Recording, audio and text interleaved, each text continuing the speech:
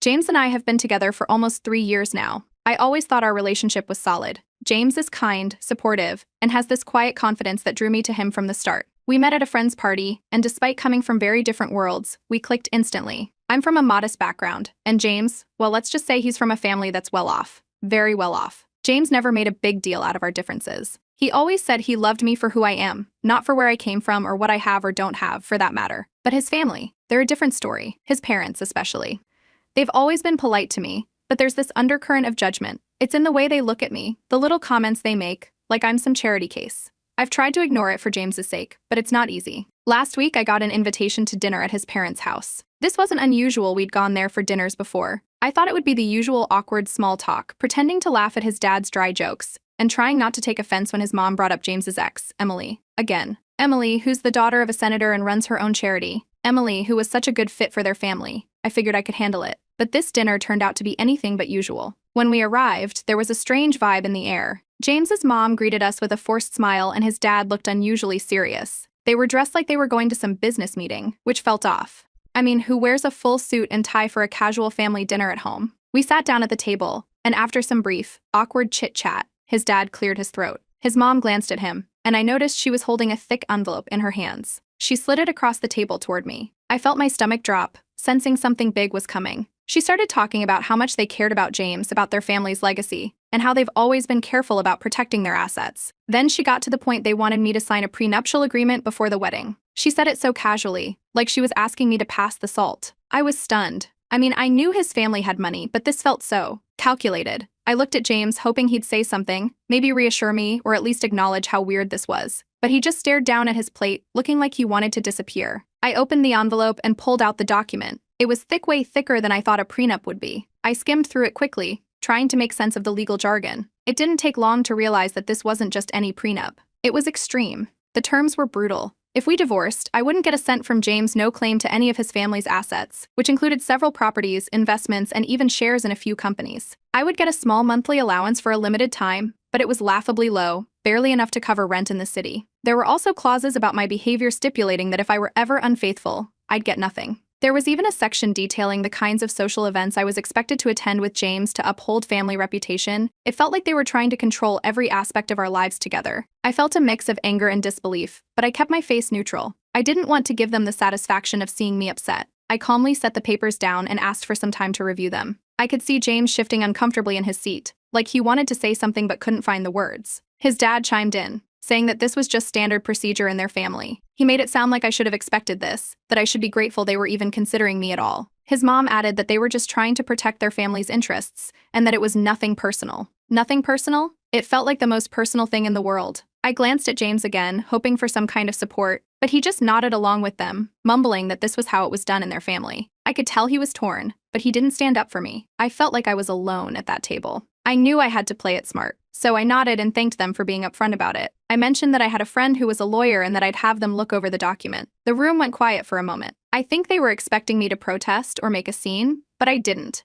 Instead, I just hinted that I might have some things of my own to consider before agreeing to anything. That caught their attention. James's mom raised an eyebrow, and I could see a flicker of confusion in her eyes. I just smiled politely and left it at that. I wanted them to wonder, to realize they didn't know everything about me. On the drive home, James was quiet. He looked like he wanted to say something, but every time he opened his mouth, he closed it again. Finally, he muttered something about how this was just what his family did, that it didn't mean anything about us. I just nodded, not wanting to get into it right then. I needed time to think. When we got home, I pulled out my phone and called my lawyer friend. I didn't go into details, just asked if they could take a look at the document for me. They agreed, saying they'd get back to me soon.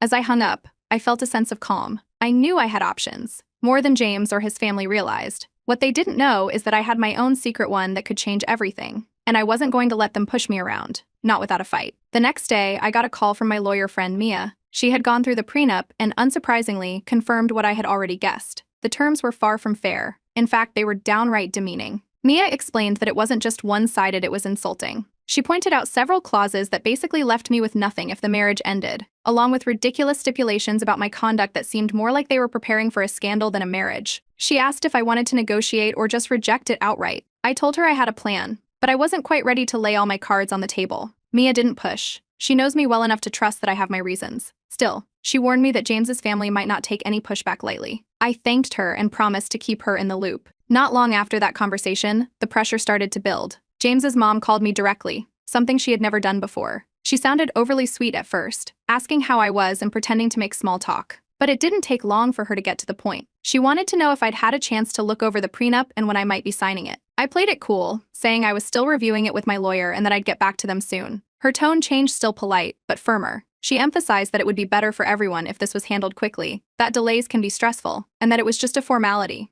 I assured her I understood, but I wasn't going to rush into anything without careful consideration. She didn't like that. I could hear the frustration in her voice before she hung up. Meanwhile, I started noticing that James was acting different. He was more anxious than usual, fidgety, distracted. Whenever I brought up the prenup or his family, he'd quickly change the subject or make an excuse to leave the room. It was like he was avoiding the entire situation. This wasn't the James the first knew, the calm, confident guy who always knew what to say. Something was off. I decided it was time to reveal a bit more of my hand. I hadn't told James, his family, or even my closest friends about my financial situation. A few years back, I'd inherited a substantial amount from a distant relative I'd barely known, a long-lost great-aunt who'd passed away and left me a small fortune. It was unexpected, to say the least, but I'd kept it private. I didn't want it to change how people treated me. I chose to live modestly because I liked it that way. But now, it seemed like the perfect time to bring this secret to light. That evening, I sat down with James. I told him that I needed to be honest with him about something important. He looked nervous, maybe expecting a breakup or something worse. I could see the tension in his shoulders, his hands gripping the edge of his chair. I started explaining about the inheritance, how I'd come into this wealth, and why I hadn't told him before. His eyes widened as I spoke, and I could see him doing the mental math. He didn't say much, just nodded slowly as I talked, but I could tell he was shocked. He'd always assumed I was just an ordinary girl from a modest background. He had no idea I had this kind of money. I didn't tell him everything, just enough to make it clear that I wasn't some gold digger looking for a handout. I watched his face closely, waiting for his reaction, but all he did was nod, looking more confused than anything. I finished by saying that, given my own financial position, I wasn't going to sign the prenup as it stood. It didn't make sense for me to agree to such harsh terms when I had more than enough resources to take care of myself. I told him I wanted to meet with his family to discuss it further. He looked even more nervous, but he didn't argue. He just nodded and agreed to set up a meeting. The next day, I made the first move. I called James's mom directly. Her tone was cautious when she answered, like she was bracing for an argument. I told her I'd considered their proposal and would like to meet to discuss it in person, perhaps over dinner at their place or at a location of their choosing. There was a pause on the other end of the line. I could almost hear her calculating, trying to figure out what I was up to. Finally, she agreed, saying she'd talk to James's father and get back to me with a date. I thanked her and hung up, smiling to myself. I knew they'd be curious, wondering what I was planning. That was exactly what I wanted. After that call, I noticed James's behavior shifted even more. He was distant, distracted, almost like he was hiding something. He seemed relieved when I told him I was meeting with his family to discuss the prenup, but also tense.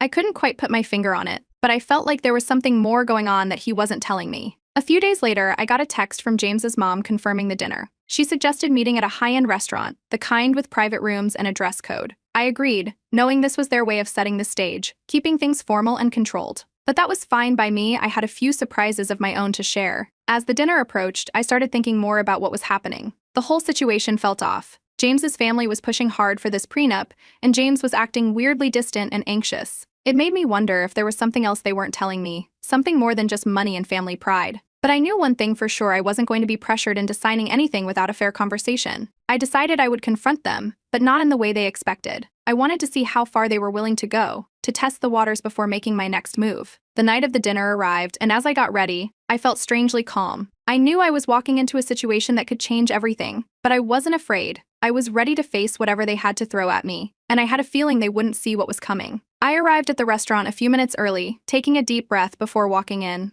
I was prepared, confident, and more than ready to see just how far they were willing to push this. It was time to find out. The restaurant was one of those places with dim lighting, white tablecloths, and waiters who moved silently like they were gliding on air. As I walked in, the hostess directed me to a private room at the back. James's parents had chosen this spot deliberately. They liked control, and a private room ensured there wouldn't be any prying eyes or interruptions. I arrived a few minutes early, as planned, and when I walked in, James's parents were already there, seated at the table. James was beside them, looking tense. His mother wore a tailored suit, her jewelry understated but clearly expensive. His father looked every bit the powerful businessman in his custom suit. They had dressed for a negotiation, and I knew they expected me to come in nervous, maybe even desperate. I smiled and greeted them politely before taking my seat. I could feel the tension right away. It was thick in the air, like everyone was holding their breath. The waiter came in, and we ordered drinks. I kept my tone calm, measured. No point in rushing. James's mother wasted no time. She thanked me for agreeing to meet them and started talking about how important it was to protect their family's assets, going on about standard procedures and how the prenup was just a precaution. Her tone was polite, but I could sense the underlying message. They wanted this over quickly, with as little resistance from me as possible. I waited until she was done, then calmly placed the prenup on the table. I mentioned that I had gone through it with my lawyer and had some concerns. I asked if they were aware of just how harsh the terms were. James's mother didn't miss a beat. She gave a dismissive shrug, brushing off my concerns as if they were trivial. She repeated that it was just a standard document and necessary measure to ensure the family's assets remained within the family. I could tell she wasn't taking me seriously, probably assuming I was just another gold digger who'd roll over when pushed hard enough. I nodded, then leaned back in my chair, letting the silence stretch just long enough to make them wonder. Then, I casually mentioned my inheritance, dropping it into the conversation like it was an afterthought. I told them I had come into a considerable amount of money a few years back, enough that I was more than capable of taking care of myself, and I didn't need James's or their money. The room went still. I watched their faces closely. James's mother's smile faltered, and for the first time I saw a crack in her composed exterior. James's father, usually so calm, actually looked surprised, his eyebrows lifting just slightly. James, who had been staring down at the table, snapped his head up and looked at me with wide eyes. I could see he hadn't known this about me, not at all. He was just as shocked as his parents. I continued, mentioning that while I understood their need to protect their family's assets, the terms of the prenup seemed more like a move to protect themselves from me. I said this with a small smile, making sure to keep my tone light, but the point was clear. They had misjudged me. I wasn't the easy target they thought I was. James's father cleared his throat, obviously trying to regain control of the conversation. He asked a few questions about my inheritance, his tone almost too casual, like he was trying to downplay the importance of it. I didn't give too many details, just enough to let them know I wasn't bluffing. I could see them doing the math in their heads, recalculating their assumptions about me. James's mother tried to regain her composure, stating that regardless of my own financial status, the prenup was just a formality, something that all family members had to agree to when marrying into the family. But her voice had lost that sharp edge. I could tell she was thrown off balance. James remained silent, but I could feel his gaze on me. He looked confused, like he was trying to piece together who I really was. I didn't focus on him though. My attention was on his parents. I knew they were the real decision makers here. I leaned forward slightly, enough to show I was serious but not aggressive. I said that I had no intention of signing the prenup as it was. I mentioned that if we were to go forward with it, the terms needed to be fair and reasonable, reflecting the fact that I had my own assets to protect. I also hinted that I had some counter-proposals in mind, ones that I thought were much more balanced for both sides. And if they weren't open to discussing those, I was fully prepared to walk away from this engagement. The room went quiet again. I could see James's mother exchange a glance with his father. They hadn't expected this. I could tell they were used to people bending to their will, not challenging them like this. They were processing, trying to decide their next move. James's father spoke up finally, suggesting that perhaps it would be best to take some time to consider the new information. His tone was measured, careful. He was clearly trying to find a way to regain control without losing face. I agreed, saying I thought that was a wise idea, and suggested they let me know when they were ready to discuss things further. I stood up to leave, and as I did, I noticed James's mother watching me closely. Her eyes narrowed slightly like she was trying to figure me out. I gave them a polite smile and thanked them for their time, then turned and walked out of the room. I didn't look back, but I could feel their eyes on me, trying to gauge what had just happened. Outside, I took a deep breath, feeling the cool evening air hit my face. I had done what I came to do. I'd put the ball in their court, made it clear that I wasn't going to be pushed around. Now, it was up to them to decide how they wanted to play this. As I walked away, I knew they were left with more questions than answers. They had assumed I was just another girl chasing after their money, but now they had to rethink everything. And that was exactly where I wanted them. A few days passed before I heard anything from James's parents. I spent the time going over my thoughts, keeping myself busy with work and waiting for their next move. Finally, I received a call from James's father. His voice was calm, and he suggested that we meet again to discuss the prenup, this time in a more informal setting. It seemed they were willing to negotiate, which was a shift from their previous hard stance. We met at their home, a large, impressive mansion with a perfectly manicured lawn and a view that stretched out for miles. As I walked in, the atmosphere felt different. It was less tense, almost like they had been doing some thinking of their own. James's mother greeted me, and this time, there was a genuine warmth in her smile. James was there too, standing by the window, looking distracted. They began by admitting that they might have come on too strong with the original prenup and that they were open to discussing more balanced terms. James's father even mentioned understanding that I might want to protect my own assets, given my financial situation. It was a surprising change in attitude, and for a moment, I felt a small sense of victory. But while his parents seemed ready to find common ground, James's behavior struck me as odd. He seemed more anxious than ever, his eyes darting around the room, and he barely contributed to the conversation. When I tried to engage him directly, he just gave short, vague responses. It was clear something was bothering him, something more than just this prenup. After the meeting, I decided to talk to James alone. I waited until his parents left the room, then approached him. I mentioned noticing that he seemed distracted and asked if everything was okay. He brushed me off, mumbling something about work stress and needing to get some air. But the way he avoided eye contact, the way he quickly tried to change the subject, it didn't sit right with me. I knew there was more to this story. I started paying closer attention over the next few days, watching James's actions and behavior. He was spending a lot of time on his phone, taking calls in a hushed tone, and stepping outside whenever he needed to talk. He was also getting home late, looking more worn out and stressed than usual. It felt like he was hiding something big. One night, when James went out for yet another work call, I decided to do a little digging. I knew it wasn't ideal, but I couldn't shake the feeling that something was seriously wrong. I looked through a few of his things. Nothing too invasive, just some papers he'd left out on his desk, a few documents on his laptop that were still open. And that's when I found it. It was an email, half-written and saved as a draft. The subject line caught my attention immediately: debt payment plan. I clicked on it, and my heart sank as I read through the message. It was addressed to someone I didn't recognize, outlining a plan to pay off a significant amount of money over the next few months. The numbers were staggering, far more than I would have ever imagined James dealing with.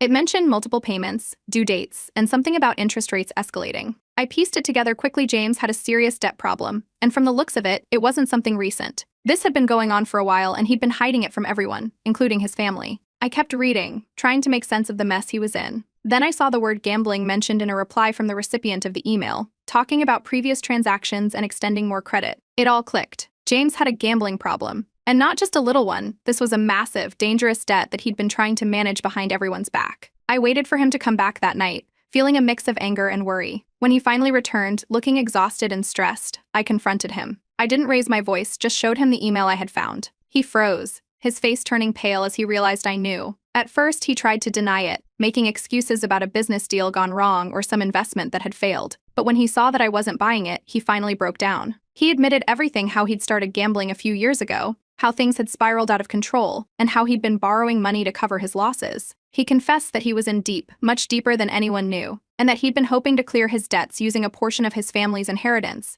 something his parents hadn't agreed to. I listened, trying to absorb everything. He explained that his family had insisted on the prenup partly to protect their assets from his financial recklessness. They knew he had some trouble managing money, but they had no idea how bad things had gotten. He didn't want me to find out because he was afraid I'd leave him. He'd hoped he could fix it before it got to this point. I sat there, stunned, as he finished his confession. I realized that his family's push for the prenup wasn't just about their wealth, it was about protecting themselves from James's mistakes. Everything suddenly made more sense: the anxiety in his behavior, the urgency from his family. I didn't know what to say. I felt torn between the person I thought I knew and the reality in front of me. James looked desperate, pleading with his eyes, but I needed time to process everything. I told him I needed some space to think, that I wasn't sure what I wanted to do next. He nodded slowly, looking defeated, and I left the room. As I walked away, I felt the weight of the situation settling in. I cared for James, but this was a lot to take in. I had to figure out if I could see a future with him after everything I'd just learned. For now, all I knew was that I needed time. Time to decide if I was ready to stay and deal with this mess, or if it was time to walk away for good.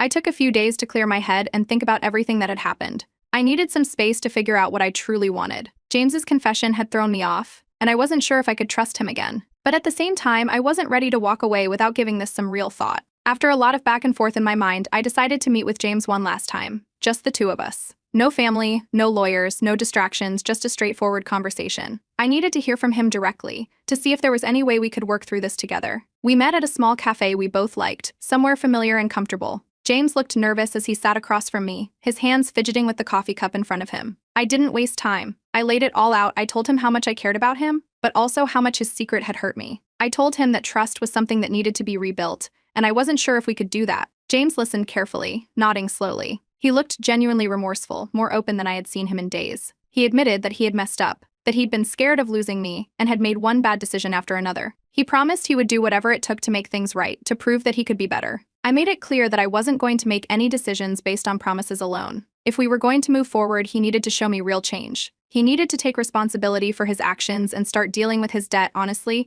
without hiding things or making excuses. James agreed, saying he was ready to face the consequences and start fresh, whatever it took. We talked for hours that day, and by the end of it, I felt like I had a clearer picture. I told him I was willing to meet with his family one more time, to have an open discussion about everything, but that things needed to change if we were going to make this work. He agreed, and we set a time to meet with his parents. The next day, we headed to his parents' house together. As we walked into their living room, I could feel the tension building. James's mom looked wary, while his father seemed more reserved than usual. They had no idea what was coming. I took a deep breath and began by explaining that I knew about James's debt. I saw the shock register on their faces, followed quickly by embarrassment. His mom's face turned a shade paler, and his father let out a small sigh, like he'd been expecting something bad but not this. I explained how I found out what James had told me, and how I understood now why they had pushed so hard for the prenup. They didn't try to deny it. They admitted that they had been trying to protect themselves from James's mistakes, that they hadn't known the full extent of his problem but were aware he wasn't good with money. His mom apologized for coming across as harsh,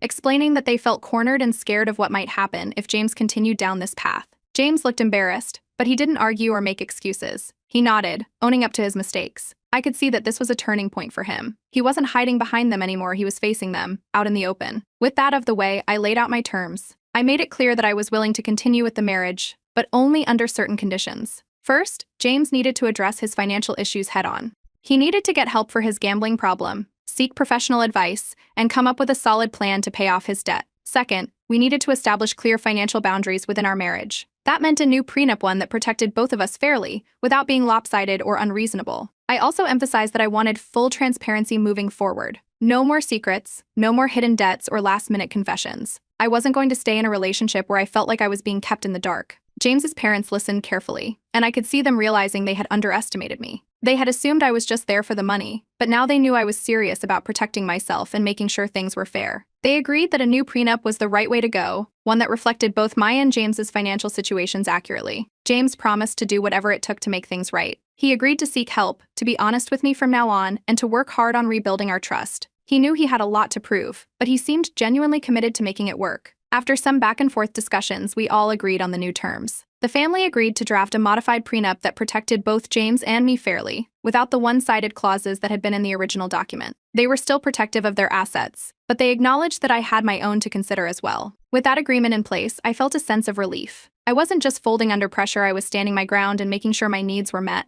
I could see that James's family respected me more now. They realized I wasn't someone who could be pushed around or underestimated. As we left their house, James squeezed my hand, looking relieved but also determined. He knew he had a lot of work to do, but he was ready to do it. And I was ready to move forward on my own terms, feeling stronger and more confident than before. We decided to go ahead with the marriage, but with clear boundaries and a new understanding. The modified prenup was just the beginning. It was a sign that things were going to be different, that I wasn't going to settle for anything less than fairness and honesty. I wasn't afraid to keep my cards close to my chest, but I was ready to build a future that was truly ours. For now, I'm cautiously optimistic. I know the road ahead won't be easy, but I feel empowered and ready for whatever comes next. This is just the start of a new chapter, one where I'm fully in control.